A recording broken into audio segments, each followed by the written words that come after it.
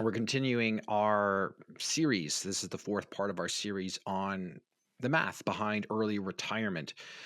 In our previous episodes, we looked at lengthening the time of our contribution, towards our retirement. We looked at when we retire, like we retire early versus later, like we retire at 54. What does our say payout look like? How much can we withdraw until we age hit age 100? What does that lifestyle look like for us?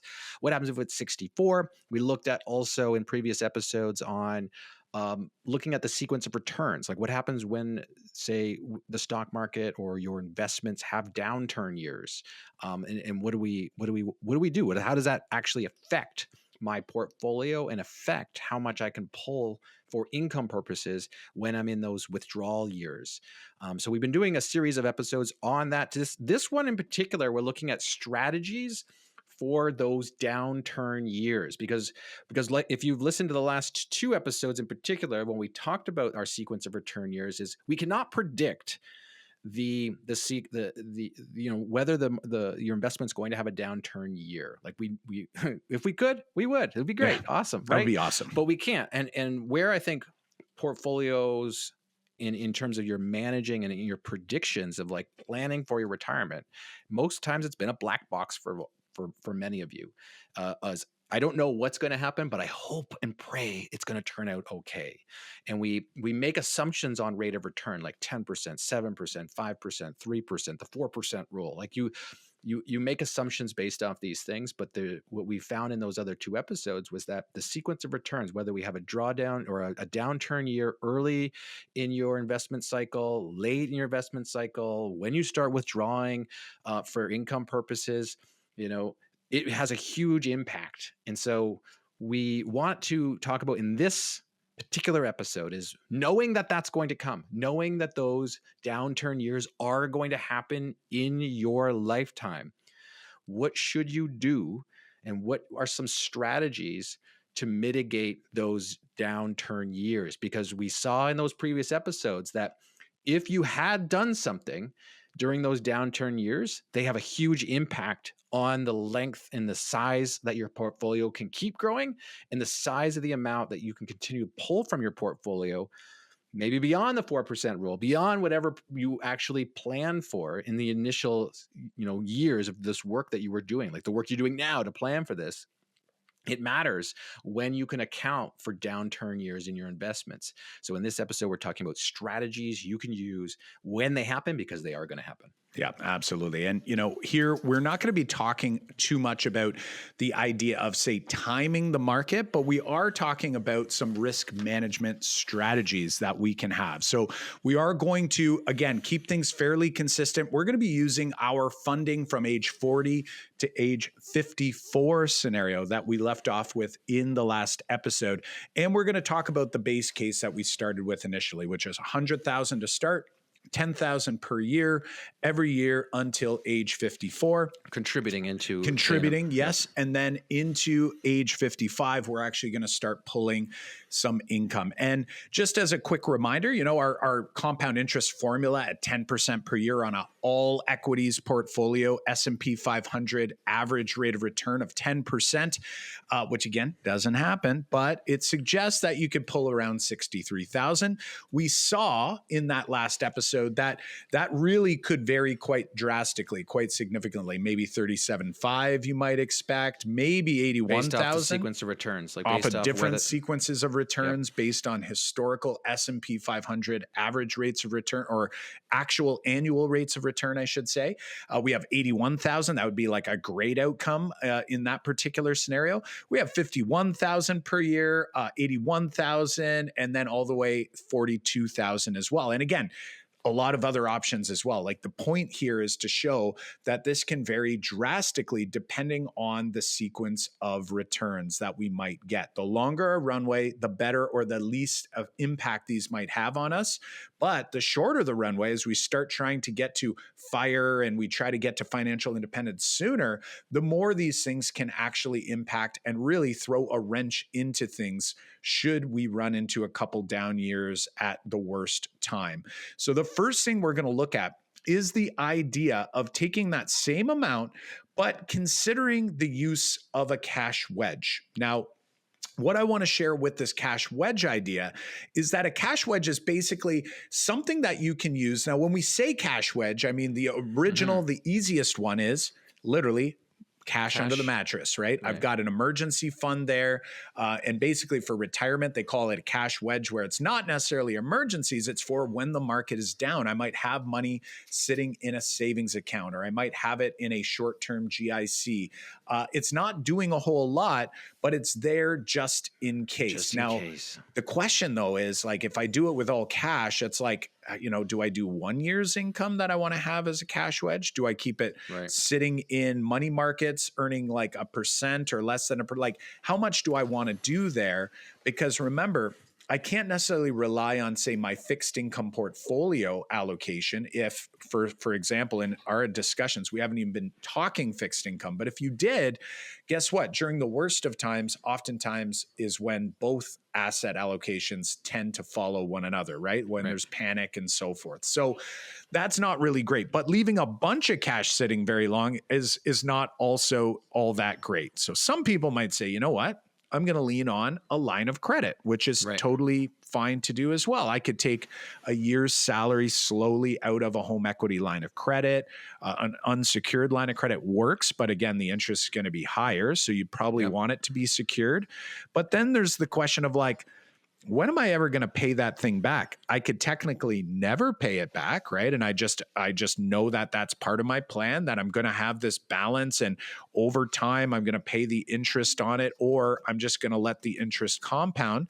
The value of your home's going to keep going up. As long as I don't have too many down years in a row, I could just pull from this bucket. But like you're saying, John, it's like typically, especially when we get into these like financial freedom years, is like borrowing from our home is probably not going to be something that we're like super excited to do. And emotionally, we might still make the poor choice of, say, pulling money out of the market at its worst. Yeah. Like if your HELOC is your move for your cash wedge, it can be, there can be that emotional side to it, because what you're doing is you're saying, I'm risking the equity in my home to put, as and pull as income. But really what you're saying is like, I'm not going to touch this stock portfolio or this equity portfolio I have over here, which was supposed to be for my income. And now I'm going to use income from my home. Now it's, we've talked many times in this particular podcast about the dead equity sitting in your home and what is a good use for that equity in your home. You might make the case that paying for your lifestyle in 1 year, 2 years might be the best, a good case for it. But you are saying that I'm risking, the value of my home, or a portion of the value of my home, so that I can live. And really what you're doing is you're trading, that value for the home for the stock market. And sometimes that right there is like, ooh, that means like I'm actually like, in a way, you're like saying like, I'm putting some of my home in the stock market because you're waiting for the stock market to go up, and you're taking equity out of your home to do it. Yeah. So that can have some, some definitely like mindset, messes with yourself when you think of it like that, and you might not be able to sleep at night. And if you can't sleep at night, then maybe the HELOC isn't a good move for your cash wedge. Yeah, for sure. And, the third, and it's not the final cash wedge idea, but it's one that we definitely are big fans of, because it actually helps us with our portfolio allocation as well, is a permanent insurance policy. It's a high cash value insurance policy. And basically what you get out of that you don't get out of these other two wedges. Well, one is you get a loan against your home, which, may or may not, you may or may not ever decide to pay off, which is fine. And eventually you'll move on to the next place. And then, it will all come out in the wash. Primary residence, no capital gains. Like there's a lot of positives to doing that. But the cash portion, if it's just cash sitting there doing not a whole lot of anything, imagine a world where, if let's say, we know that having some sort of fixed income portion of our portfolio makes sense, just from general recommendations from the financial industry, is having some fixed income. I can actually use that high early cash value policy as a fixed income portion of my portfolio, and with a bonus, a large cash value or a large death benefit that comes off at the end. So imagine if I'm slowly funding this thing as a small, and again, I'm not saying that you have to go 40% of your portfolio, but if it is a small portion, the longer you choose to fund this policy, the more fixed income allocation you have all over time, right? So you can decide what that amount is, or we can help you to figure that out so that there's enough cash value starting in the year that you're planning to quote unquote become financially free, so that if there's a down year, you can actually leverage against that policy in order to use as a cash wedge. And again, you're getting bonuses here because again, I don't necessarily have to have any plans to pay that policy back.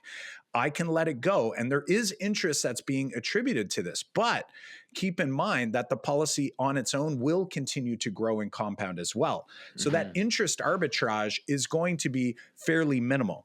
It might, and it likely will be more so than the arbitrage between your home equity line of credit and say how much your home is appreciating. If it's only appreciating at 2 and you're or relying 3%. on a market that way too, right? Like you're relying on a real estate market to be, in a great shape. If the markets are in a downturn year, is that all of a sudden going to be correlated to your real estate, market being in a downturn year as well? Exactly. So it's like, do you want to pull that equity? It's like, because if you pull equity from your home in a downturn real estate, like you're doing the exact same thing on a downturn market year. Right. Exactly. And I was just going to say, like, rewind back to 2008. And I know I'm not, dooming and glooming here. I don't anticipate we're going to be back there anytime soon. But if you were, guess what? The housing market was down. The stock market was down. Everything was down. It was a black swan event. It's not a good thing. But you know what wasn't down was permanent insurance. Your permanent insurance policy, the cash value will never go backwards. It will only go forward. And here's the other nuance that I think is really important. So while it's super stable that we can actually leverage against this asset and know it's not correlated to the markets, which is fantastic, but what we also get is this unique characteristic that no other cash wedge will provide you, no other asset will provide you, is that imagine if I took $100,000 of income in this year, in order to cover for a down year. I took 100 out and I never paid that back. And that policy just continues to do its thing. There's a loan against it. There's some interest there as well. Not so fun, right? Nobody likes interest. But the day I pass away, it's the only asset class that turns from the morning of my last day, it's worth X amount. And then the night later in that day when I pass on, it's worth X plus a much larger amount. And that right there is a massive unique quality that none of these other cash wedge ideas, including your fixed income portfolio, if let's say you do have a fixed income portfolio to try to help you through some of these rougher times, the fixed income portfolio is not only correlated to the market, but you also are basically losing those funds, and they will never be replaced, or they will never be replicated on the back end. Whereas with that policy, your cash value is what it's worth while you're here, and the death benefit, which is always more than the amount of the cash value, unless you make it to age 100 when they become the exact same amount, it will actually pay out a larger amount, which not only helps to wipe out whatever was borrowed for this cash wedge, but it also leaves more of a legacy for your estate, which is a nice bonus to have if I am going to prepare a cash wedge in order to do some of this work. Okay, Kyle, let's dig into the portfolio impact when we consider making use of a cash wedge, whatever, and whatever, say, format I have my cash wedge in. Let's just say I have access to capital. I'm going to leverage against that access to capital, or maybe it is just cash, like whatever that format is. Let's say we have it. We're also looking at it's a downturn year in the market. Let's look at those scenarios that we presented in the last few episodes to see how does it actually impact our portfolios using our numbers. Yeah, absolutely. So what we're going to do here is we're going to run the same scenarios that we had looked at. Our friends on YouTube get to sort of see this here. And we're going to run the same numbers for the retiring at after age 54. So contributing for 14 years up to age 54. And then age 55, we actually look to start withdrawing. And we're trying to essentially figure out like how much could we confidently withdraw, or at least increase our confidence level. Because again, remember, sequence of returns, we don't know what the sequence of returns is going to be over the next 5, 10, 15, or the remainder of our lives. But we are going to use some actual historical data as we have all the way through here. So we're looking at this scenario. We are comparing the situation where this individual had put in $100,000 upfront, and they contributed $10,000 each and every year moving forward for 14 straight years before starting to take income. Except the difference here is that we are going to implement a cash wedge in any negative year. All right. So any negative market year, we're going to show the impact. And what you're going to see here is that if we look at the typical, now, of course, there's never a negative year if we're using the average rate of return of 10%, right? Like, and this is the problem. This is why cash wedges aren't so common for many people, right? Like they don't think about that because they just assume it's like every year I'll just get 10% every year and everything's going to be a-okay. Well, as we've seen in the past episodes and the past examples, that actually is not true. And it can have a massive difference, especially depending on when these drawdowns happen. So when we look at the first scenario where we were assuming this person started investing in 1926. So we're following the S&P 500 returns since 1926, moving forward for the rest of time. What ended up happening was they actually could only pull out about $37,500 in order to make it to age 100 without running out of money. Except what we're doing here with this with this cash wedge is in the 15th year, really, this is the challenge. This person tried to retire at age 55. So that's year 15. And it was a down year. It was a 9.8% down year, followed by an 11.6% down year. So if they try to take income in those first 2 years, we're in trouble. So what we did instead was we actually took nothing for those first 2 years out of this bucket. Now, we took nothing from the investment bucket. Exactly, which means that we have to be able to pull capital from somewhere else. You might have the cash. It might be cash sitting there, which means you're not earning, say, interest on that cash. If it's in a different bucket, that's say fixed income or something else that didn't have the downturn. So you have to think about that for a sec. Like you're not earning, like there's an opportunity cost there to use that bucket. Or you're going to be paying interest if you're going to be leveraging it against another bucket. Absolutely. Now, some people might say, well, listen, if I had a 60-40 portfolio, well, that would be a year that, you're hoping that fixed income's up a little bit because equities are maybe down a little bit. But again, with big drawdowns, the market tends to do a panic, right? And then the panic sell sets in. Black swan events are like that, right? So in 2008 and 2020, it really doesn't matter a whole lot. It's like everybody is trying to figure out, where do I put my money? And there's a bit of a panic. So a lot of money goes to the sidelines and a lot of things will draw down, at least for a temporary period of time.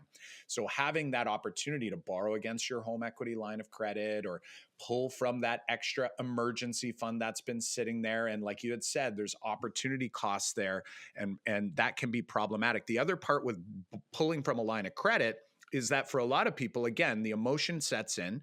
And then there's also this idea that you're like, well, I should probably pay this back at some point, right? Like they're like, so in future years, it's like, I'm going to have to slowly kind of factor that into my plan if I'm pulling against a home equity line of credit. Whereas one of the cash wedges that we have in mind for when we start to do this strategy. Now, full disclosure, like you and I, we have enough active income coming in that we don't pull from our investments. We don't, we have real estate. We don't use cash flow from our real estate. It goes back into the bucket. It goes back into the machine in order to make more money.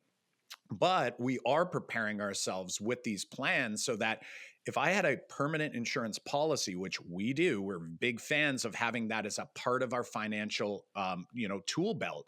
Not the only tool by any means, right? We need these other investments. We need that money to flow through to these investments.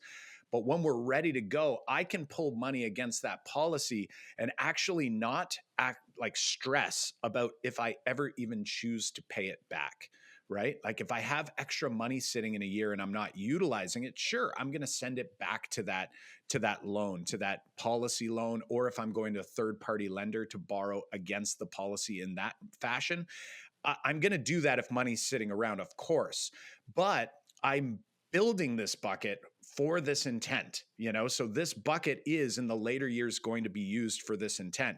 So I am not worried about whether I pay that money back or not, because it was part of my plan, so that routinely I'm able to pull a larger income than I would if I did not pull this strategy. So in this first scenario, we can see here that there's a couple quick hit years where we had dips when we wanted to take income.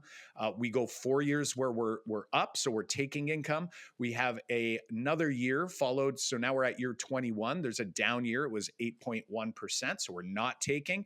And you can see this happens 1, 2, 3, 4, 5, 6, 7, 8, 9 more times to get me all the way to age 100. And instead of being able to pull 37,500 every year in that particular scenario, I would be able to pull closer to $53,000, noting that we're not factoring in the money that is in the cash wedge or where that cash wedge is. But it is one of these ideas that if you're not thinking about it, you probably want to think about it. And that might actually inspire some people that have been like, I'm just 100% equities all the time, nonstop. This might actually impact some people to go, maybe like 100% equities is great on the way to my financial freedom number, but if I'm 2 years away from pulling income, or 3 years or 4 years away from pulling income, like, do I still want to be 100% in equities, or do I want to start shifting some of my capital around so that I can better prepare for these drawdown years? Because I don't care how big your portfolio gets by the time you choose to pull income, it's not going to feel great when you're pulling income from a massively reduced portfolio. And, some people will run the 10% per year scenario, and, they'll share them with us. Sometimes on YouTube, they'll comment and say, well, if you did this instead, you'd have $100 million. In a perfect scenario, 10% per year, yeah, $100 million, amazing. But how are you going to feel when it all of a sudden turns into $60 million? Still a lot of millions. I love that. But, you'd have more if you didn't have to pull income in those, dramatic drawdown years. For sure. And, you have $16,000 every single year extra if you take that strategy. And, that's going to pay off compared to the interest you're going to pay. Whether you're borrowing. It gets pretty substantial here too. So some of these scenarios, we're not going to go through each and every line here, but same logic here, different drawdown sequences, right? In all of these scenarios. So when we look at the second scenario where we actually started at 1929, doing this process, investing for 14 years, what you'll see is you improve from 37.5 to 43.5.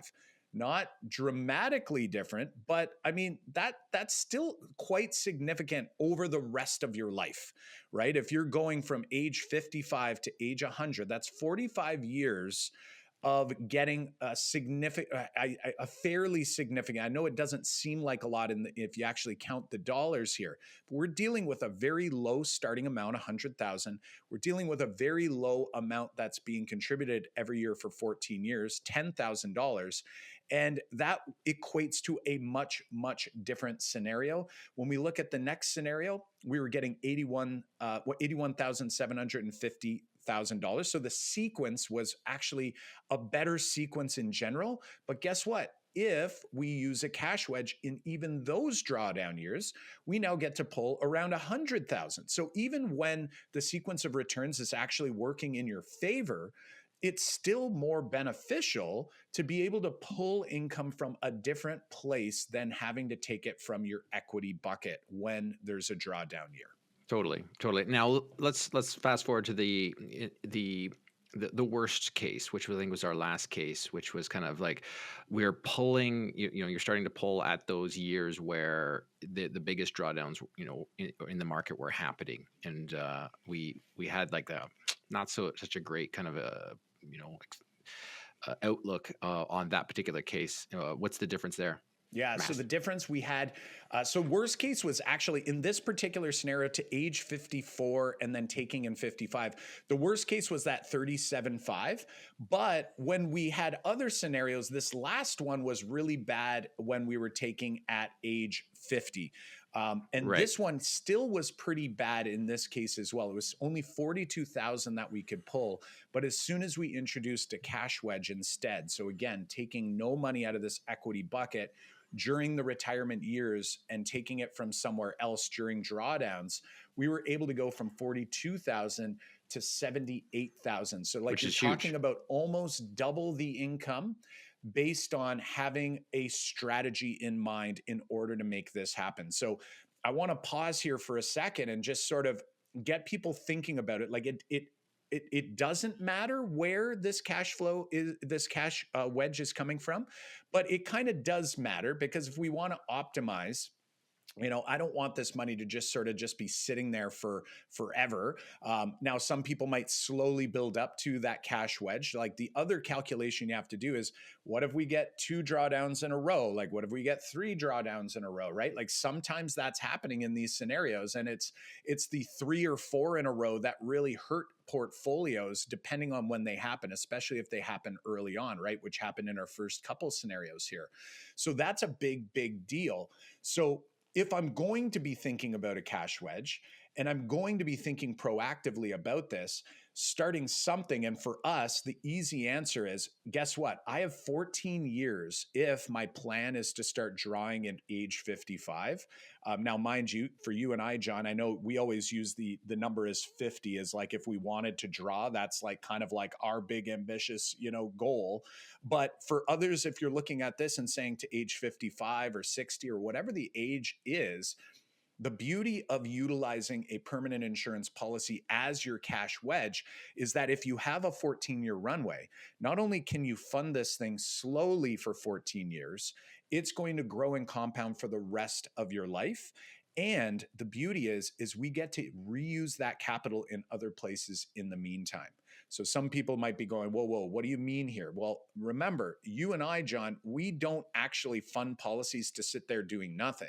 We are big investors in real estate. Typically, it's mostly real estate. So when we have a real estate deal, we're leveraging these policies, putting them into the real estate, game.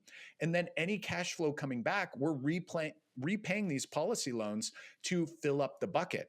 And there will be a time later in our lives where we slowly refill these buckets, and we potentially keep one of these buckets. We have multiple policies, but one of these buckets may be sitting there as the cash wedge. If we get to the place where we start pulling income, and we want to pull income each and every year at a certain amount, and we want to maximize, which we're all about optimization and maximization, we are going to have a bucket there so that if there's a drawdown year, that we're able to pull from that bucket, because it will not be correlated with the market. If real estate's down, if the markets are down, we don't have to worry about it massive. And really what it does, it permanently impacts the amount of income that you can pull each and every year for the rest of your life.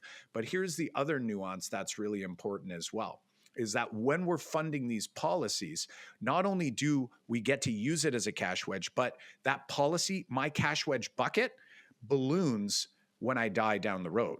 So I'm getting this added benefit without even really hyper focusing on it at right now. And that allows me to think, you know what, even if I never pay that cash wedge bucket back, if I utilize it whenever I need it, and I just allow it to keep growing and compounding along the way, if I start borrowing from a bucket in year 14, for example, like we had to do in this first scenario, or year 15, the first 2 years, I could pull income out. Well, guess what? That compound machine is already taken off.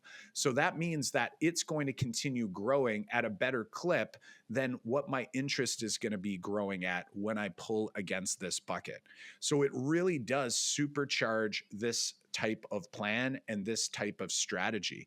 And for us, being able to have that there and being able to lean on it at any point in the journey is a massive up for us.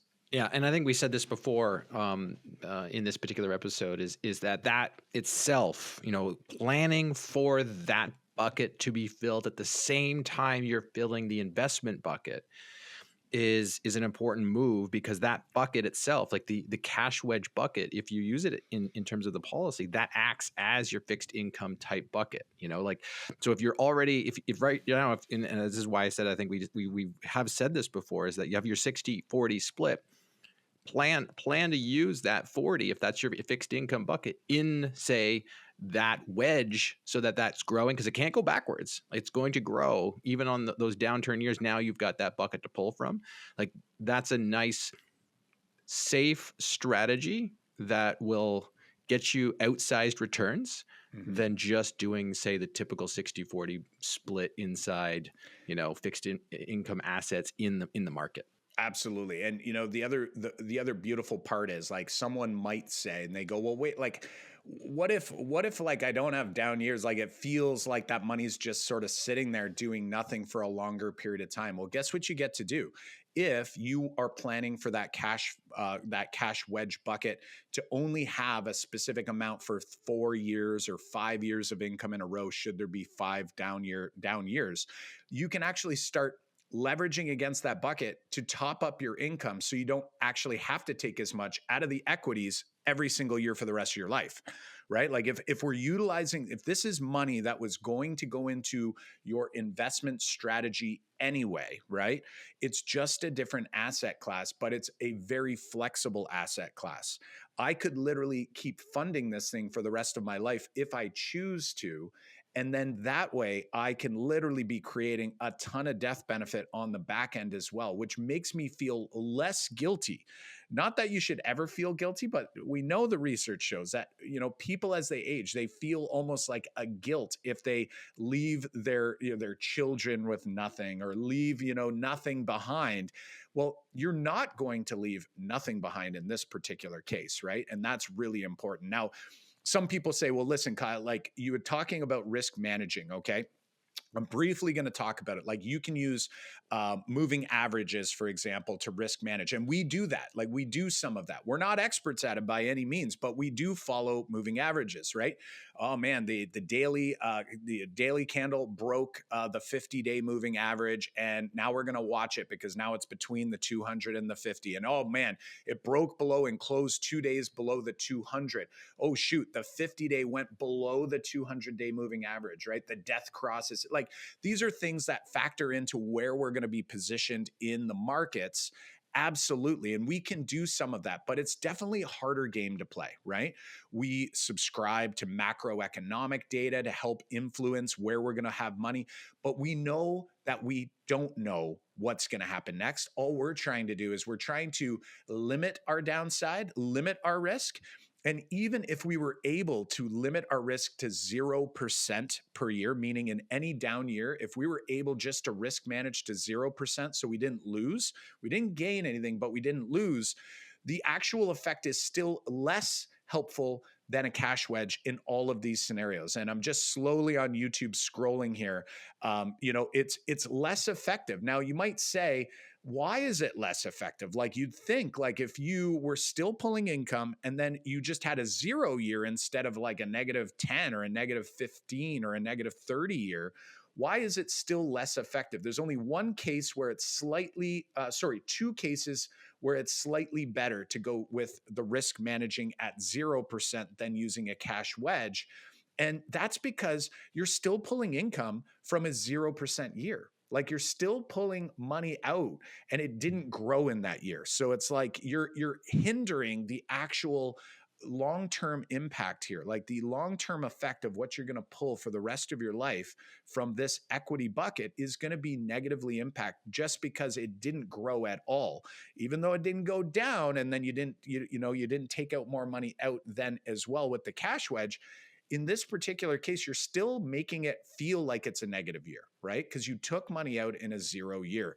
So risk managing is not going to give you, in our opinion, an easier or better sort of downside risk protection. However, we're going to encourage people learn about risk management, right? Like, do your best, like, do whatever you possibly can, but it's just not a realistic scenario to be able to plan that you're going to be able to somehow get a 0% year when the markets are getting a 20% down year.